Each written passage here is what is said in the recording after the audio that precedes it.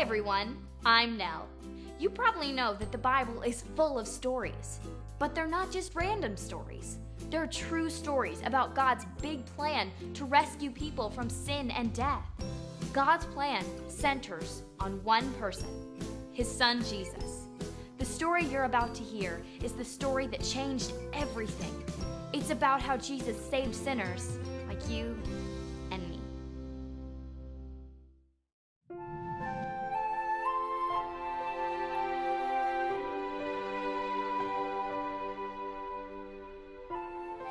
Jesus came with his disciples to a place called Gethsemane.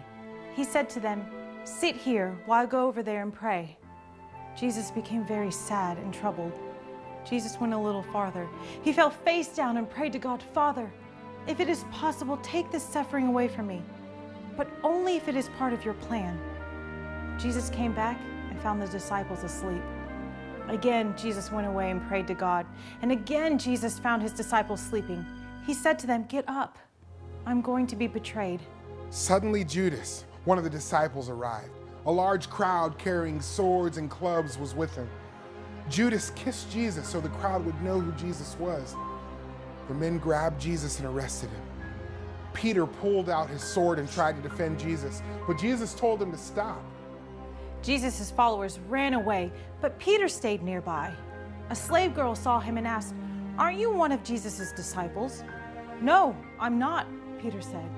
Twice more, as Peter waited to see what was happening to Jesus, someone asked him if he was a follower of Jesus. Peter denied it. The men who arrested Jesus led him to the house of Caiaphas, the high priest. The priests and high council were trying to find a reason to kill Jesus, but they could not. The high priest asked, "Are you the Messiah, the Son of God?" Jesus replied, "Yes, that's right." The high priest said, "Aha! He has blasphemed or spoken against God." Jesus told the truth, but Caiaphas and the council did not want to believe Jesus was God's son. They said Jesus was lying, but Jesus cannot lie. The crowd answered, "He deserves to die." They spit in Jesus' face and beat him. The next morning, the chief priests and elders led Jesus to Pilate, the governor. "Are you the king of the Jews?" Pilate asked. "Yes, that's right," Jesus replied. The men accused Jesus of various crimes, but Jesus said nothing. "What should I do with Jesus the Messiah?" Pilate asked the crowd. They all answered, "Crucify him." He handed Jesus over to them and said, "Do whatever you want." The governor's soldiers took off Jesus' clothes and put a scarlet robe on him. They made a crown of thorns and put it on his head. And they mocked him. "Here is the King of the Jews." Then they beat him and led him away to be killed. The soldiers nailed Jesus to a cross. They put a sign above his head that said, "This is Jesus, the King of the Jews." 2 criminals were crucified next to him. From noon until 3 in the afternoon, darkness covered the land. Jesus cried out, my God, why have you forsaken me?" Jesus shouted again with a loud voice, and then he died. Suddenly the curtain in the sanctuary split into 2 from top to bottom, and there was an earthquake. One of the men guarding Jesus' body said, "This man really was God's son." That evening, Jesus was buried in a rich man's tomb cut into a rock. A great stone was rolled in front of the tomb so that no one could steal Jesus' body. 3 days later, on the first day of the week, Mary Magdalene and the other Mary went to see the tomb. Suddenly there was an earthquake as an angel of the Lord came to the tomb. He rolled back the stone and was sitting on it.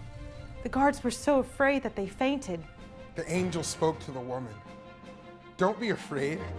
I know you were looking for Jesus, but he is not here.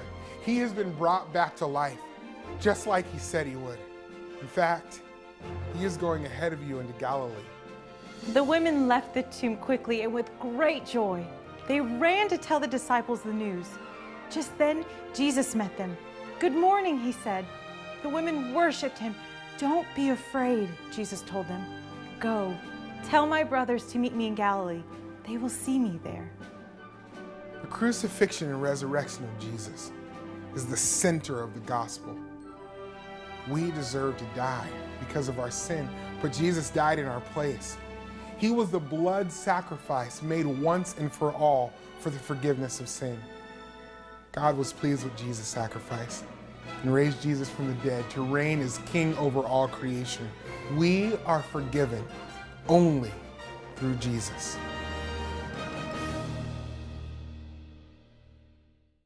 Wow, this is the story of what Jesus did for us. It's the gospel, good news. But the story isn't over. God's plan didn't end with Jesus' death. As you heard, he was raised from the dead. Right now, Jesus is alive. He's sitting in heaven at the right hand of God. And one day, he will come back and make all things right.